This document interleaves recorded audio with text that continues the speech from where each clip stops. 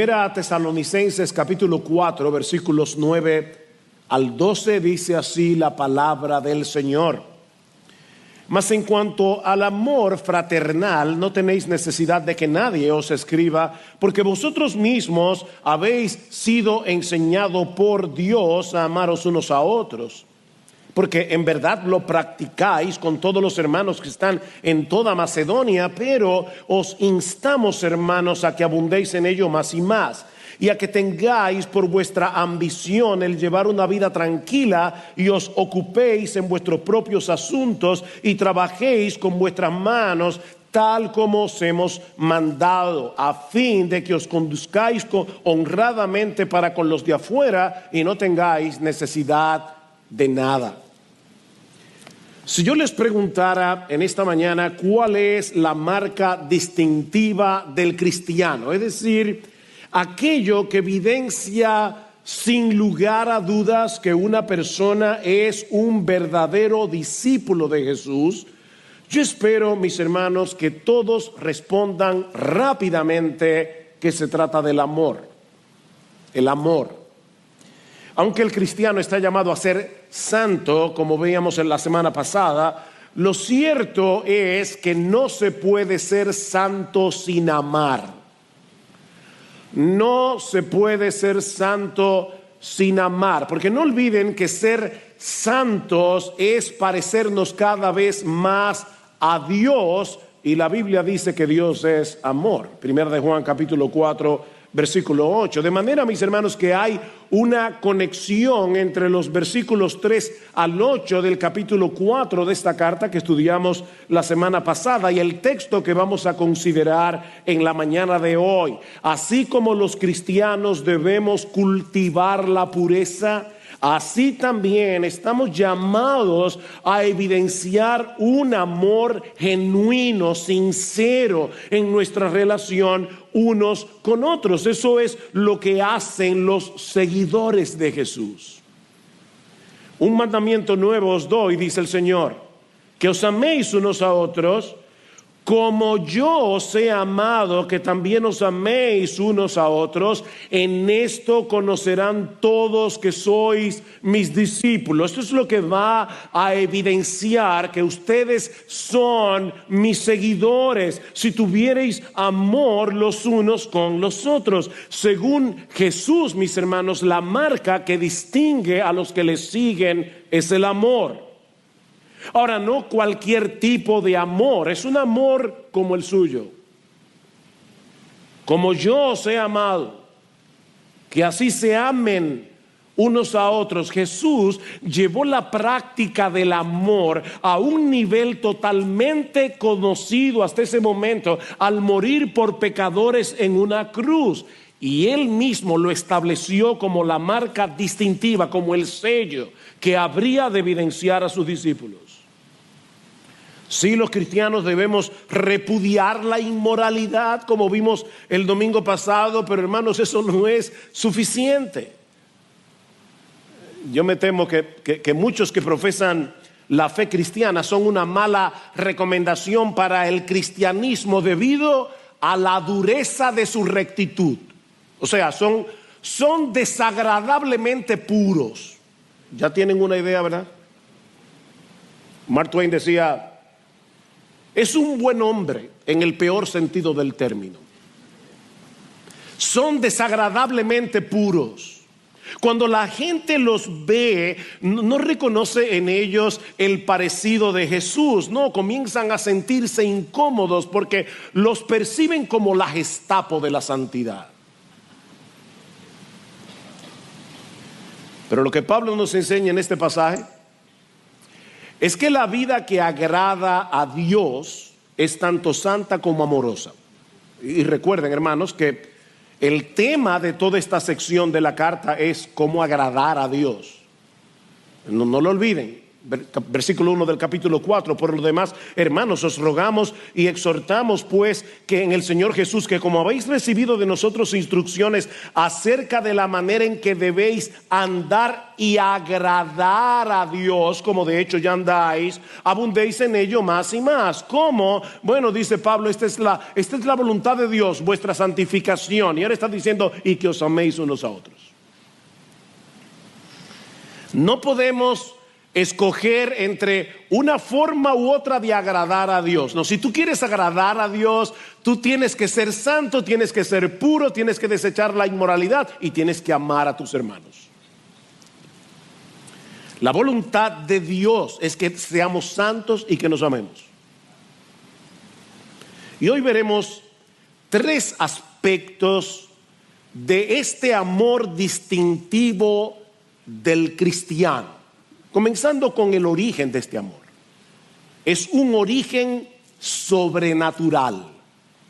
El origen sobrenatural del amor cristiano. Vean una vez más el versículo 9. Más en cuanto al amor fraternal, la palabra allí es Filadelfia, así como la ciudad de los Estados Unidos. Es una palabra griega que en el primer siglo se usaba para hablar del amor entre los hermanos de sangre. O sea, el amor natural que debería existir entre los hijos de un mismo padre. Esta es la clase de amor que los cristianos deben tener entre sí. ¿Por qué? Bueno, porque en Cristo somos hermanos en el más profundo sentido del término. Somos hermanos de sangre, por la sangre de Jesús. Dios, el Padre, es ahora nuestro Padre por causa de nuestra unión con su Hijo, nuestro Señor Jesucristo. Y a pesar de todas las diferencias que puedan haber entre nosotros, raza, nivel económico, nivel educacional, gustos, personalidades, a todos sus hijos, dice Pablo, Dios les ha enseñado a que se amen entre sí. ¿Vieron el texto? Más en cuanto al amor fraternal, ustedes no tienen necesidad de que nadie os escriba, porque vosotros mismos habéis sido enseñados por Dios que os améis unos a otros. La palabra que usa Pablo en este texto solo aparece aquí en todo el Nuevo Testamento. De hecho, algunos suponen que Pablo fue que se la inventó, porque después de Pablo nadie más la usó. Es la palabra teodidactos, de la palabra teos, que significa Dios, y la palabra didactos, que significa enseñar. Todos ustedes saben lo que es una persona autodidacta, ¿verdad? Bueno, una persona autodidacta es una persona que se instruye a sí misma. Bueno, nosotros los cristianos no somos autodidactas, somos teodidactos. ¿Ven? Dios mismo nos enseñó a que nos amemos unos a otros. Cuando el Espíritu Santo, mi hermano, te abrió los ojos para que entendieras el Evangelio, cuando Él transformó tu corazón, en ese momento tú aprendiste de Dios que debías amar a tus hermanos como tú fuiste amado en Cristo. En ese mismo momento. Se trata de un amor sobrenatural porque se origina en el nuevo nacimiento, cuando somos regenerados por el Espíritu Santo. Si ustedes recuerdan, el versículo 8 del capítulo 4 termina hablando de cómo Dios nos ha dado su Espíritu. ¿Recuerdan? Si no lo recuerdan, se lo leo otra vez. Pablo dice, por consiguiente, el que rechaza esto, no rechaza a hombres, sino al Dios que os ha dado a su Espíritu Santo. Y cuando Dios te dio su Espíritu Santo, Él te enseñó a amar. No es que un día tú estabas leyendo la Biblia o estabas oyendo un sermón como este en la iglesia acerca del amor entre los hermanos y de repente dijiste, wow, yo no sabía que yo tenía que amar a los demás. No, yo no te estoy enseñando nada nuevo, porque ya Dios te lo enseñó antes que yo.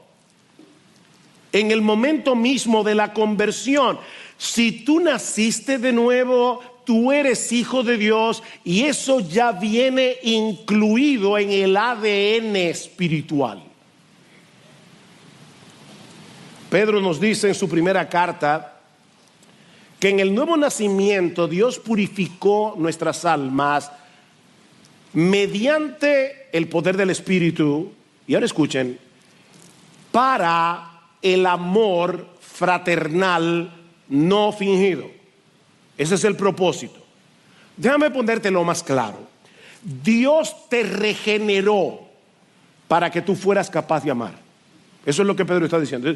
Dios te hizo nacer de nuevo.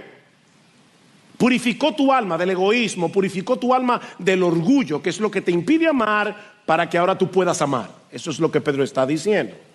Los niños vienen de fábrica con una carga genética, la carga genética de los padres, y por eso se parecen a sus padres.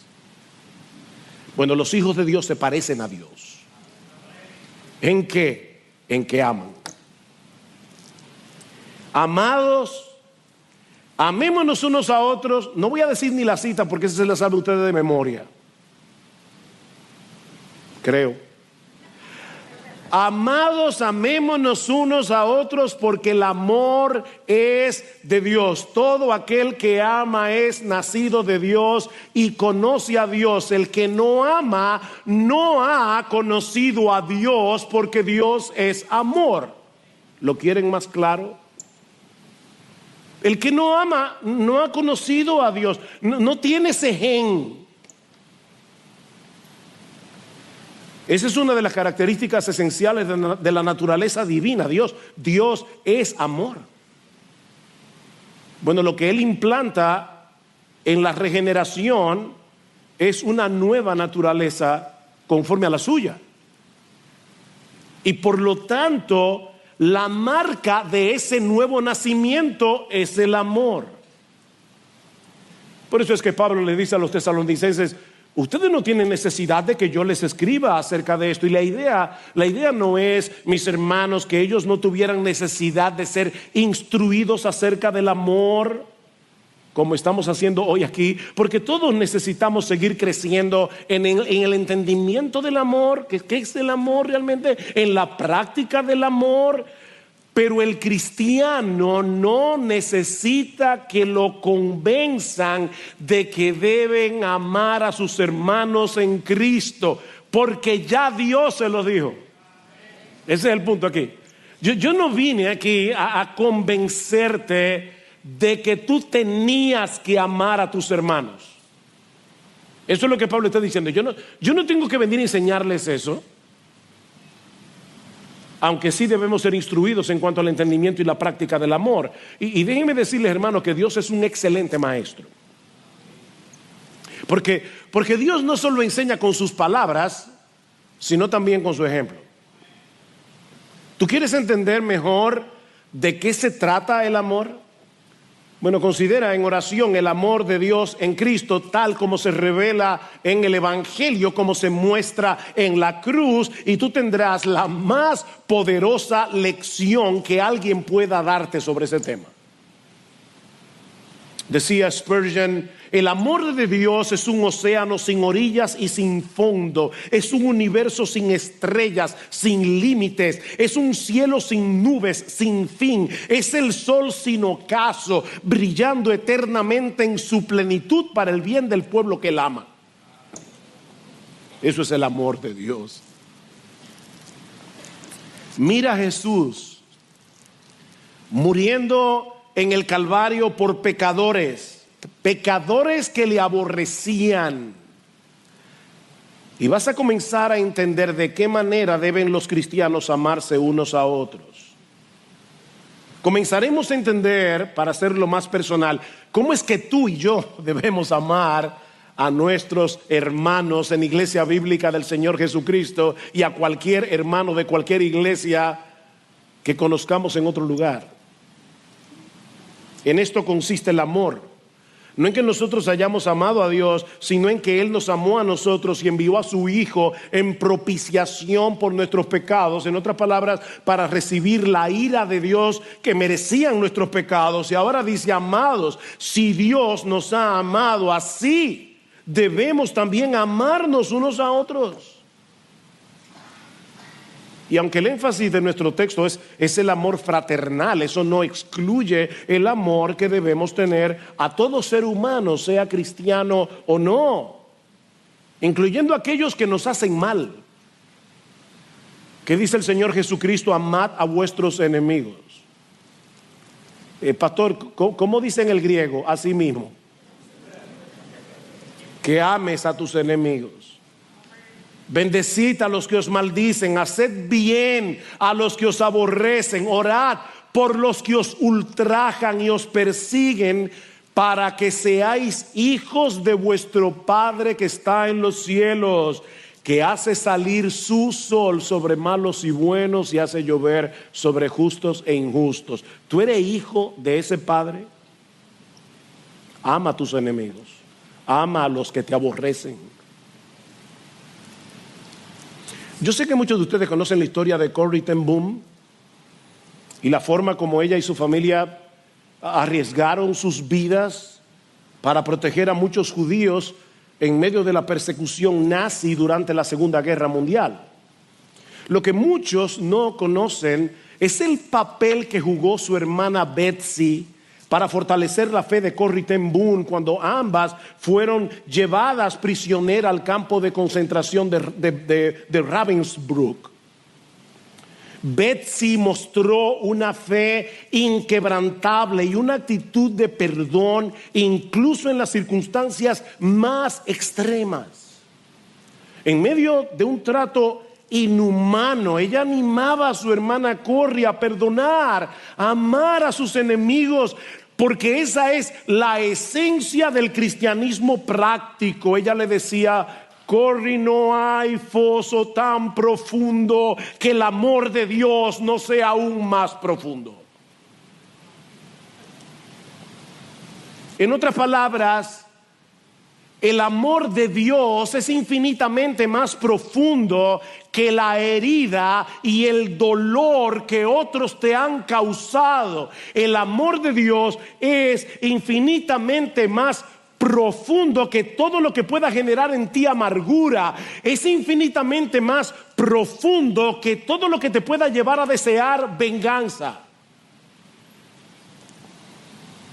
El testimonio de Betsy impactó tanto a Corrie ten Boom que aún después de haber visto a su hermana Betsy morir en Ravensbrück, cuando ella fue liberada, dedicó el resto de su vida a proclamar el evangelio del perdón y de la reconciliación. Y ella cuenta en el libro Refugio Secreto que después de la guerra, y dando una de sus charlas precisamente en Alemania sobre su experiencia y el poder del perdón cristiano, dice que un hombre se le acercó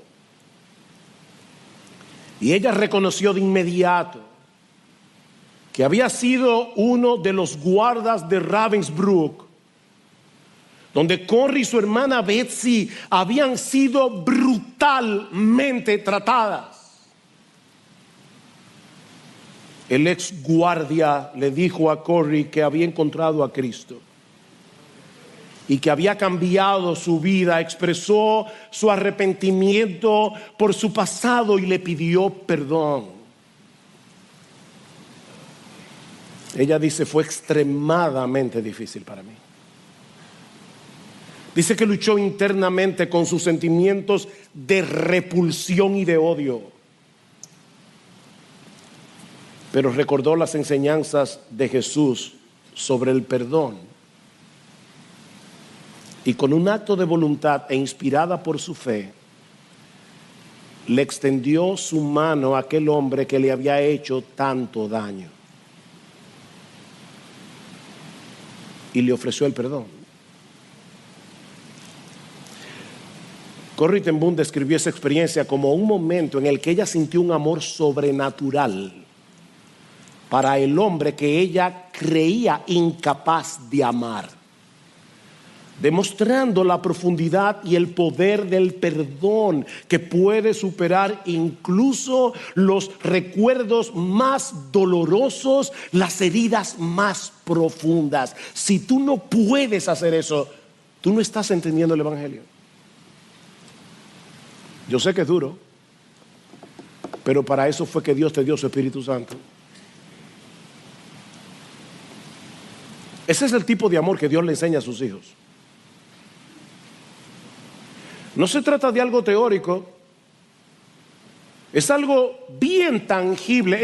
Es la virtud más concreta, más tangible, más palpable que tú te puedas imaginar. Lo que nos lleva al segundo aspecto del amor que encontramos en nuestro pasaje, es la práctica creciente del amor. Ya vimos la fuente sobrenatural, el origen sobrenatural del amor. Veamos la práctica creciente del amor. Versículo 10. Porque en verdad lo practicáis con todos los hermanos que están en toda Macedonia, pero os instamos, hermanos, a que abundéis en ello más y más. Esto es increíble. Los miembros de la iglesia en Tesalónica no solo se amaban entre sí, y eso era evidente, sino que Pablo reconoce que su amor se había extendido hacia otras iglesias de la región. Y no de vez en cuando. Dice, ustedes ya lo practican, y eso se encuentra en tiempo presente, lo que indica una práctica habitual. Esa era la costumbre, así era como ellos se conducían. Se amaban entre sí a la vez que trataban de llenar las necesidades de sus hermanos en Cristo en toda Macedonia. El ejemplo de estos hermanos era tan poderoso que Pablo lo usa en el capítulo 8 de su segunda carta a los Corintios para animar a los hermanos en Corinto a ser generosos en sus ofrendas para cubrir las necesidades de los pobres, específicamente de Jerusalén. Pablo les dice a los corintios, cuando lleguen a su casa, lean 2 Corintios 8 del 1 al 9. Pablo les dice, bueno, si quieren leer el capítulo entero mejor, y si quieren leer el 8 y el 9 mejor. Pablo les dice a los corintios que las iglesias en Macedonia les rogaban que los dejara colaborar con la ofrenda que él estaba recogiendo para ayudar a los hermanos pobres en Jerusalén. Por favor, Pablo, por favor, te lo rogamos, déjanos participar de lo poco que tenemos, porque no eran hermanos ricos. Dice Pablo que ellos fueron generosos en su pobreza. Impresionante. No era que les sobraban los recursos. No, es que ellos querían compartir de lo poco que tenían con los que tenían menos. De manera que el amor de estos hermanos era más que evidente. No era una iglesia odiosa. Pero como el estándar de nuestro amor es Jesucristo, nunca debemos sentirnos satisfechos con el nivel de nuestro amor. Hay un libro por ahí, no lo he leído, así que no sé si es bueno, si es malo, no estoy haciendo juicio de valor. Pero hay un libro por ahí que se titula Esposas que aman demasiado. Yo me pregunto, ¿habrá alguna esposa que ame demasiado? Puede haber una mujer que ame de una manera enfermiza a su marido, pero demasiado. ¿Hay algún esposo aquí que ama demasiado a su esposa? ¿Hay algún hermano de IBCJ que ame demasiado a los otros miembros de esta iglesia? Porque Pablo le dice a estos creyentes de Tesalónica, que eran un ejemplo: pero os instamos, hermanos, a que abundéis en ello más y más. Más y más. Miren, hermanos, el hecho de que estemos haciendo algo bien no quiere decir que no haya lugar para hacerlo mejor. De hecho, déjame decirte algo. Mira, si dejamos de crecer en cualquier aspecto de la vida cristiana, no solamente nos vamos a estancar, es que vamos a retroceder. El creyente nunca está estático. O tú estás creciendo o estás decreciendo. En la carrera de la vida cristiana, la única opción, es seguir hacia la meta. Por eso es que en el versículo 1 Pablo le dice: yo sé que ustedes ya están agradando a Dios, pero síganlo agradando más. Es creciendo y creciendo. Ya están agradando, pero sigan creciendo en el agradar a Dios. Ya se están amando, pero no se duerman en sus laureles. No se cansen de hacer el bien. Gálatas capítulo 6, versículo 9. Sobre todo, mis hermanos, cuando parece que otros no nos están amando como debieran. Porque yo creo que ese es el problema de algunos creyentes. Esto no vale la pena. Uno matándose por el otro y ni caso le hacen a uno.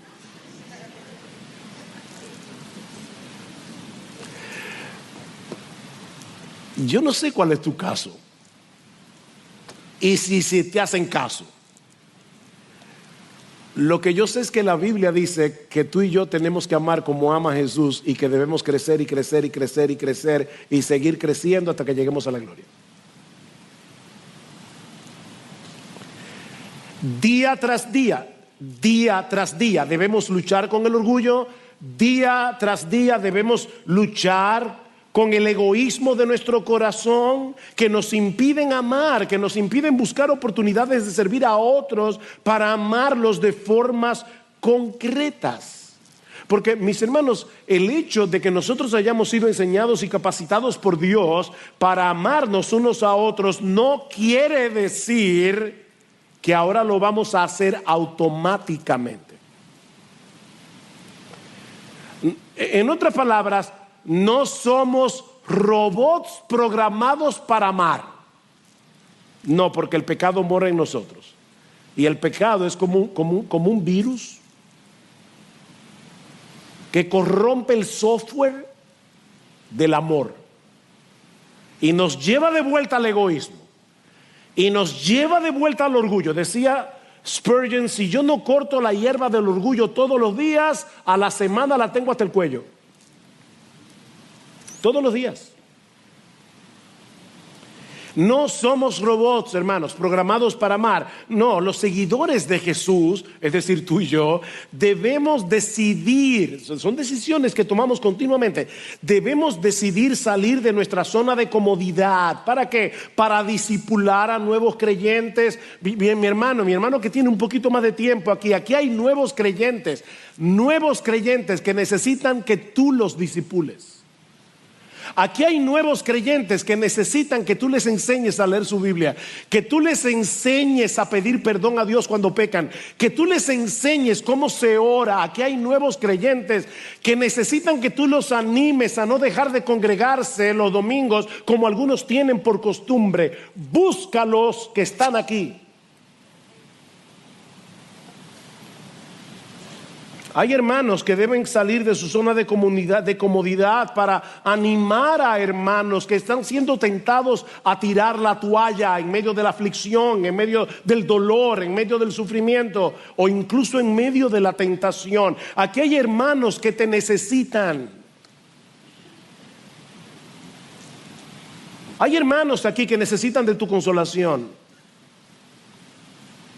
Necesitan una palabra de ánimo.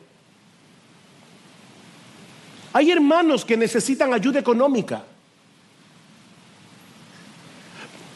Más adelante Pablo va a decir en 1 Tesalonicenses 5:14: y os exhortamos, hermanos, no pastores, aquí dice hermanos, os exhortamos, hermanos, a que amonestéis a los indisciplinados, que animéis a los desalentados, que sostengáis a los débiles, que seáis pacientes para con todos. Eso es lo que debemos hacer, eso es parte de nuestro amor. Relaciónate con tus hermanos con la disposición de servirles. No se puede amar a control remoto. Eso no siempre será fácil. De hecho, casi nunca será fácil. Algunos nos darán muy buenas razones para no amarlos. Y tú también le darás a otros razones para que no te amen. O ya tú eres perfecto.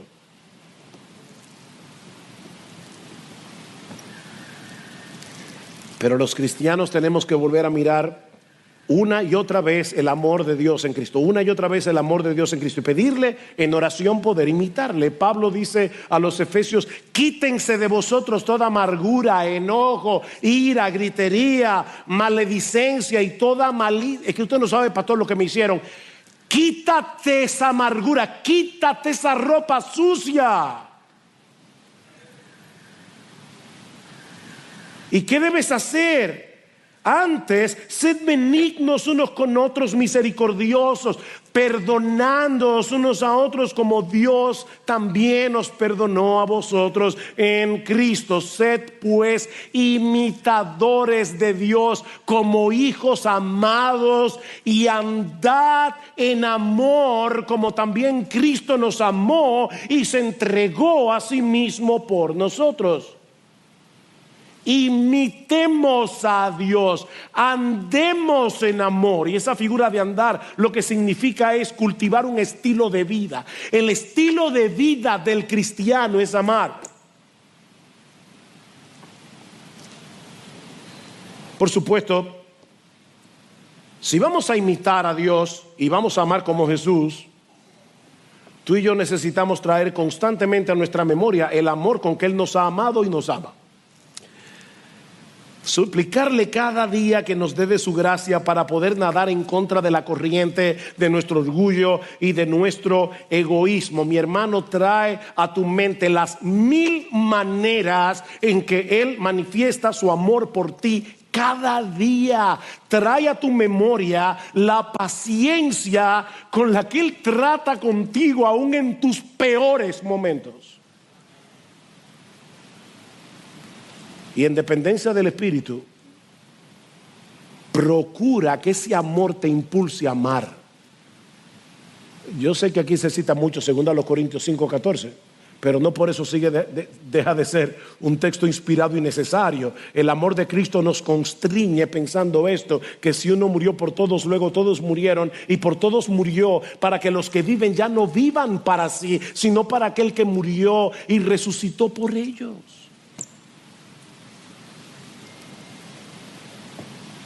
¿Alguna vez Cristo te ha decepcionado? ¿Alguna vez Cristo te ha retirado su amor? ¿Alguna vez Cristo se ha cansado de ti? ¿Alguna vez Cristo te ha dicho, ya no te perdono más? ¿Alguna vez Cristo te ha cerrado la puerta en las narices y te ha dicho, ya no vuelvas de nuevo a pedir misericordia? Entonces no lo hagas tú. No lo hagas tú.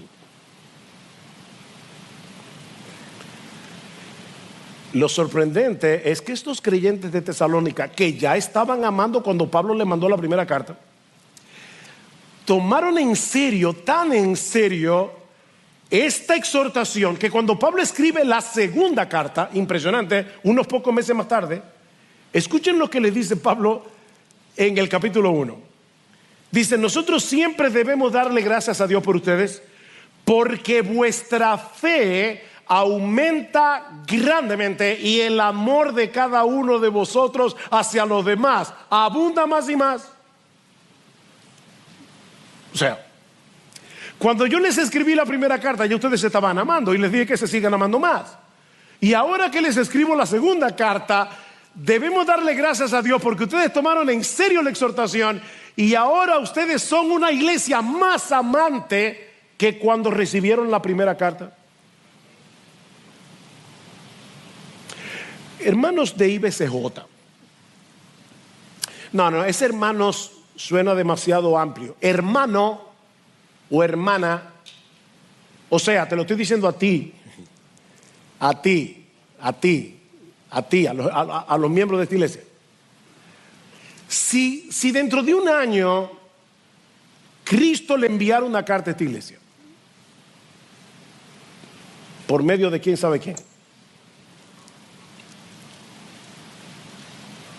pudiera decir, wow, ustedes escucharon una prédica el 21 de abril del 2024, hoy estamos en abril del 2025 y es impresionante lo que cada uno de ustedes ha crecido en su amor por los otros. La pregunta es, ¿tú vas a tomar hoy esta enseñanza tan en serio que si Cristo mandara una carta dentro de un año, Él pudiera decir, IBCJ, es impresionante cómo ustedes han crecido? Qué bueno que están hablando de este tema del amor. No, espérate. Porque esta iglesia va a crecer en amor cuando tú crezcas en amor, cuando tú crezcas en amor, cuando tú crezcas en amor, cuando tú crezcas en amor. Es increíble cómo la gente a veces cuando va a criticar la iglesia se divorcia de ella. Ellos son miembros de la iglesia. En esta iglesia falta amor. ¿En cuál iglesia? ¿En la que tú eres miembro?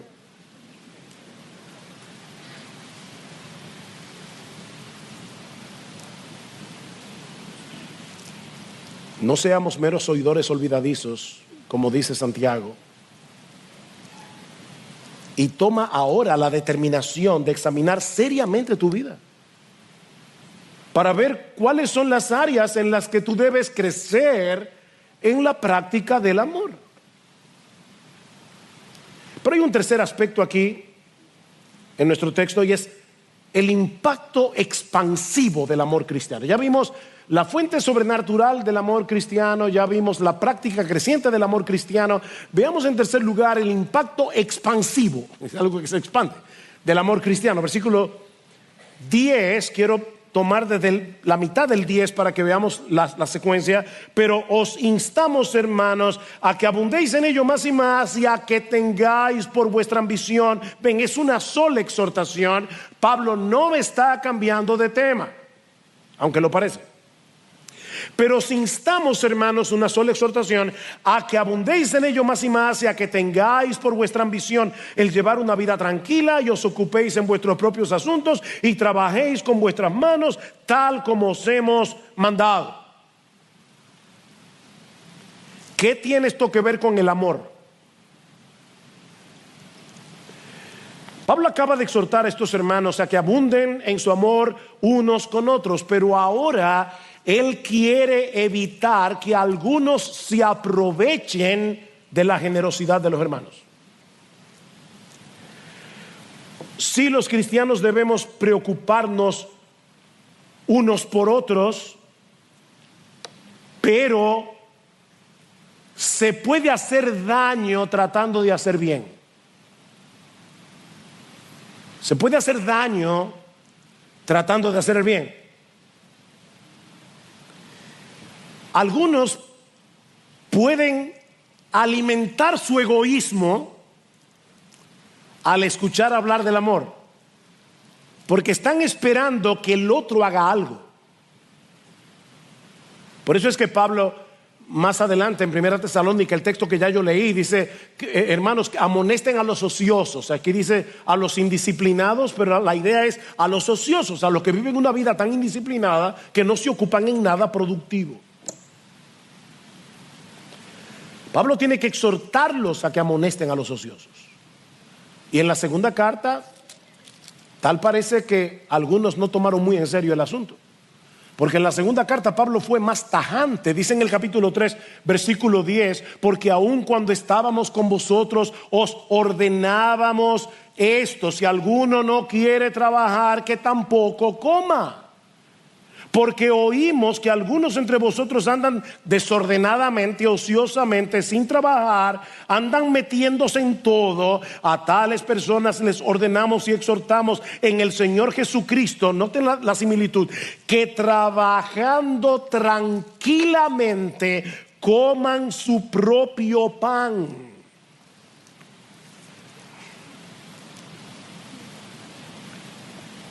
El problema de esta gente no solo era la pereza. Si leemos la carta completa y la segunda también, nos vamos a dar cuenta que en la iglesia de Tesalónica algunos habían sido atrapados por lo que podemos llamar una histeria escatológica. O sea, estaban histéricos con el tema del fin del mundo. Y ellos pensaban que era muy espiritual abandonar sus trabajos para dedicarse a proclamar que Cristo viene pronto, que se acerca el fin del mundo. De hecho, ustedes van a ver que ese es el tema que Pablo trata en la próxima sección. Vamos a ver una parte este domingo que viene, los versículos 13 al 18, y luego el capítulo 5, versículos 1 al 11, habla de este tema porque es importante, era importante para esta iglesia. Estos miembros de la iglesia, por un lado, estaban cargando a sus hermanos que tenían que ayudarlos económicamente porque ellos habían decidido no trabajar. Me voy a dedicar a predicar el evangelio, Cristo viene ya. En segundo lugar, estaban usando su tiempo ocioso para crear disturbios dentro y fuera de la iglesia con sus teorías del fin del mundo. Y tercero, no tenían la capacidad de poder ayudar a otros que sí tenían necesidad. Mi hermano, una de las razones por las que tú debes ser laborioso, una de las razones por las que tú debes ser responsable en tu trabajo, una de las razones por las que tú debes, dentro de la providencia divina, ¿verdad?, tratar de producir es para poder ayudar a otros. ¿Qué dice Pablo en Efesios capítulo 4 versículo 28? El que hurtaba no hurte más, sino trabaje con sus manos, haciendo lo que es necesario para que tenga que compartir con el que padece necesidad. En otras palabras, mi querido hermano, la pereza es un pecado contra el amor. No solo te estás haciendo daño tú, le estás haciendo daño a otros.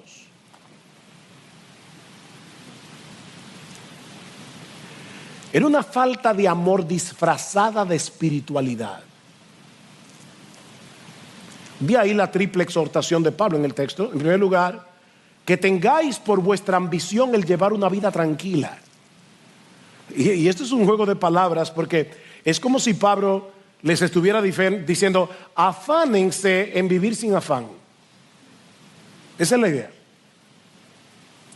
El creyente, dice Pablo, debe tener por ambición mostrar una confianza inquebrantable en el Rey que los salvó. Uno lee las noticias hoy día y de verdad, hermano, es como para volverse locos. Y Pablo está diciendo, estate tranquilo. Ten por ambición tener una fe inquebrantable en tu Señor que lo gobierna todo. El mundo no está al garete, Cristo reina. Estate tranquilo. En segundo lugar, Pablo los exhorta a ocuparse en sus propios asuntos. Esto suena duro porque es como, mira, no te metas en lo que no te importa. De verdad, eso es lo que Pablo está diciendo. Las personas ociosas casi siempre terminan entrometiéndose en la vida de los demás. De hecho, en el texto que leí en la segunda carta, Pablo dice, porque oímos que algunos entre vosotros andan desordenadamente, sin trabajar, pero andan metiéndose en todo. Qué práctico es la Biblia, ¿verdad? Sí, los cristianos debemos preocuparnos unos por otros, pero un entrometido es otra cosa. Para hacer eso tendrás que conectar. Eso es lo que pasa con la señora, que no voy a mencionar su nombre porque se va a activar. Leí recientemente que un entrometido, oigan esta definición, un entrometido es un turista permanente en la vida ajena, siempre listo para hacer un tour gratuito por tus asuntos personales sin necesidad de invitación. ¿Es un turista? Es alguien que invade persistentemente la privacidad de otros. Y lo que Pablo está diciendo, ese es el problema de la pereza, de la ociosidad. Son como esas mujeres jóvenes que Pablo describe en 1 Timoteo 5:13, que dice que aprenden a ser ociosas, andan de casa en casa, y no solamente ociosas, sino también chismosas. Uy, esta palabra sí es dura porque en el original es diabla. Diabolos en griego significa acusador. De ahí que el chismoso es una especie de diablito. Está diciendo, estas mujeres como no tienen nada que hacer, aprenden a ser ociosas, andando de casa en casa, ahora lo hacen con el celular, pero es lo mismo. En el Facebook, viendo la vida de todo el mundo. ¿A dónde fue de vacaciones? ¿Qué fue lo que comió? ¿Saben el tiempo que se pierde de turista en la vida de los demás?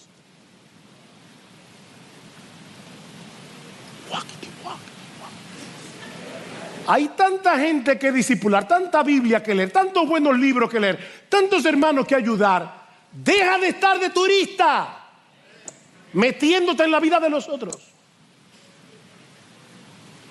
No lo digo yo, lo dice Pablo. Claro que la palabra griega aquí no es Facebook, pero es lo mismo.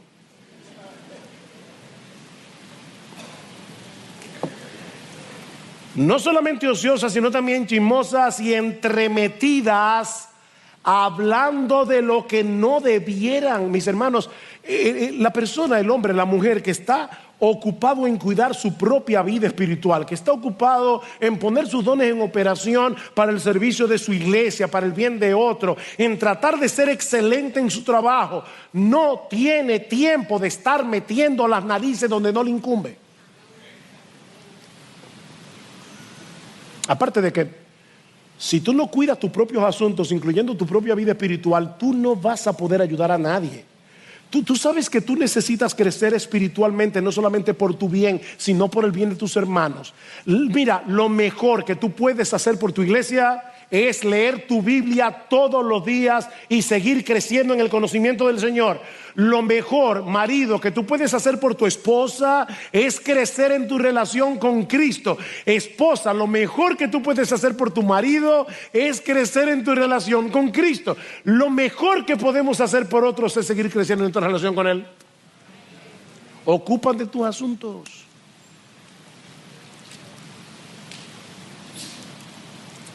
De ahí la tercera exhortación: y que trabajen con sus manos, tal como os hemos mandado.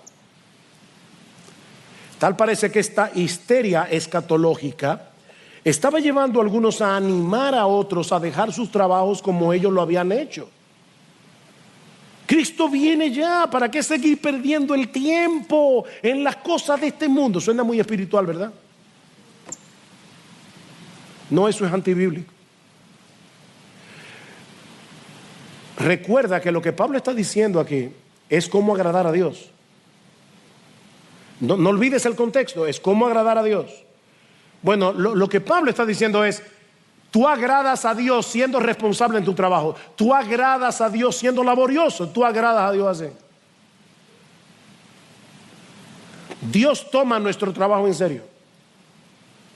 No importa si eres ama de casa, ingeniero, taxista, herrero, sastre, dentista,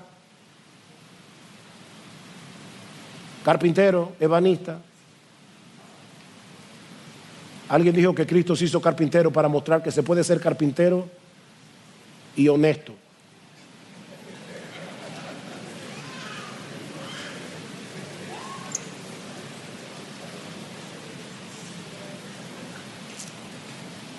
Hablando a los siervos de su tiempo, que realizaban todo tipo de trabajo, Pablo les dice: ustedes deben trabajar no como los que quieren agradar a los hombres, sino con corazón sincero, temiendo a Dios.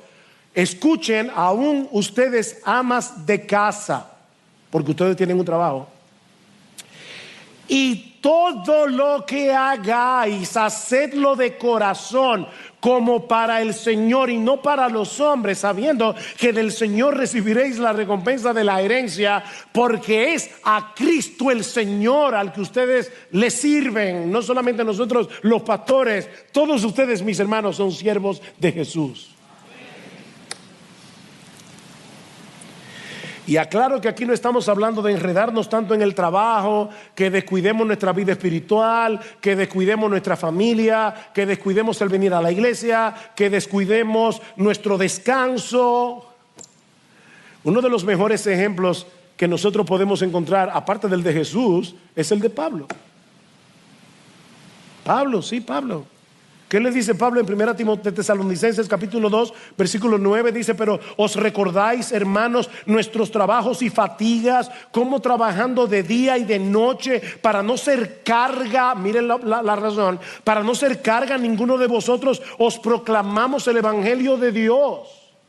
Y luego en el capítulo 3 de la segunda carta, Pablo les dice, en el versículo 7, dice: pues vosotros mismos sabéis cómo debéis seguir nuestro ejemplo, porque no obramos de manera indisciplinada entre vosotros, ni comimos de balde el pan de nadie, sino que con trabajo y fatiga trabajamos día y noche, a fin de no ser carga a ninguno de vosotros. ¿Ven la conexión entre el amor y la laboriosidad? Pablo supo combinar la laboriosidad con el cuidado de su vida espiritual y su servicio al Señor. No es una cosa o la otra. A Dios le agrada que nos amemos unos a otros y que seamos responsables en nuestro trabajo. A Dios le agrada eso. Sabemos, hermanos, que hay personas que pierden sus trabajos y no porque son irresponsables. A veces hay recortes en las compañías. No se sientan mal por eso. Eso pasa. Tu trabajo es buscar trabajo. No te sientas mal por eso. Aquí estamos hablando del que puede trabajar y no quiere.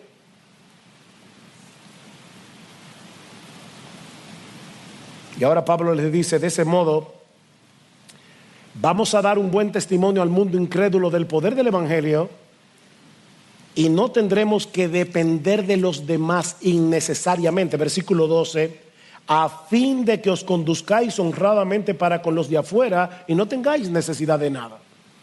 Esa es la razón. La vagancia es una muy mala recomendación para el Evangelio. Termina cargando a otros económicamente y nos impide ayudar a otros que sí tienen necesidad.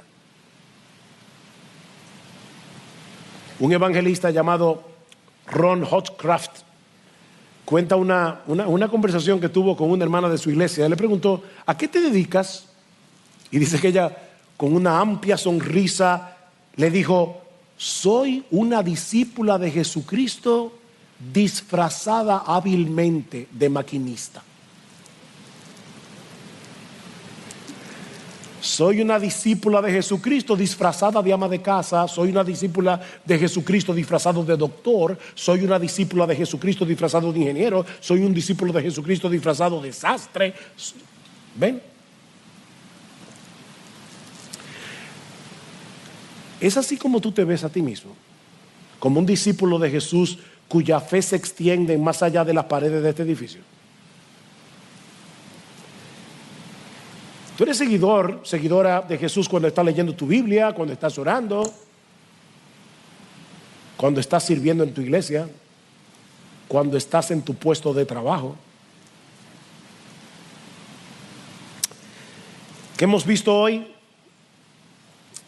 Que la marca que distingue a los hijos de Dios es un amor creciente como el de Cristo, que abarca todo lo que haces, incluyendo tu vida laboral, sea cual sea. Ahora, yo sé que cualquiera puede sentirse abrumado ante la meta de amar como Jesús, sobre todo por las interminables necesidades que hay a nuestro alrededor. Así que déjame calmar tu conciencia antes de terminar. Mi hermano, el llamado de Dios para ti no es que trates de ayudar a todos los pobres del mundo, ni siquiera a todos los pobres de tu iglesia. El llamado de Dios para ti no es que trates de consolar a todos los desconsolados, no es que trates de discipular a todos los nuevos creyentes que hay en medio nuestro. Porque si lo ves así, no vas a comenzar a hacer nada. Te vas a cansar antes de empezar. Pero hay necesidades a tu alrededor que tú sí puedes suplir. ¿O no es así? Hay personas a las que tú puedes amar de formas concretas si tienes ojos para ver las necesidades de los demás. Dice Proverbios 22:9: el ojo misericordioso será bendito, porque dio su pan al indigente. La misericordia, mis hermanos, comienza en los ojos y sigue al corazón. Pero comienza con los ojos. Cuando estamos atentos a las necesidades de los demás, en vez de estar encerrados en nuestro pequeño mundo. Te propongo, mi hermano, mi hermana, que comiences esta misma semana a buscar a otro creyente, otro, en singular, otro creyente, al que puedas servir,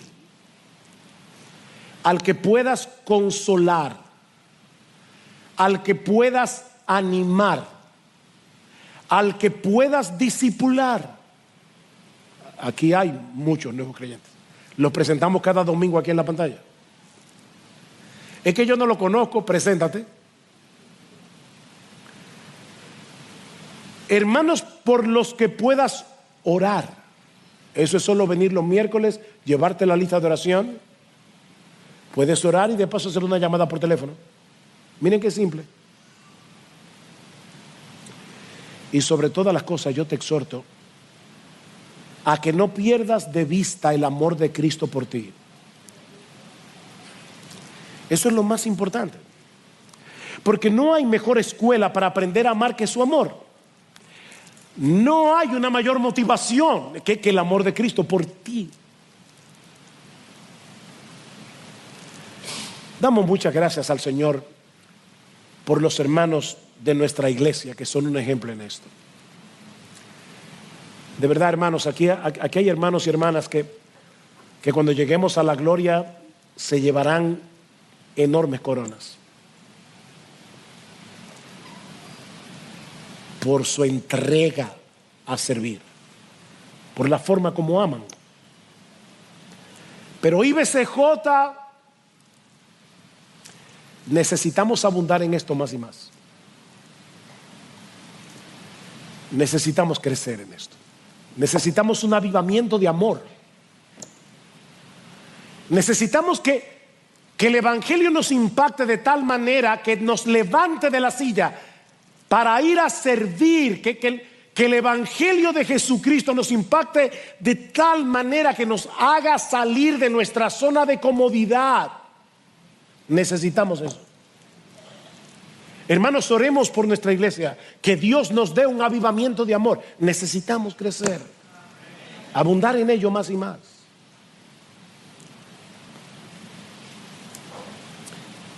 Y para aquellos que están sin Cristo, ya termino, no quisiera dejarles un mensaje confuso. La Biblia no dice que si te dedicas a amar serás salvo. Más bien dice que esa clase de amor es imposible para nosotros.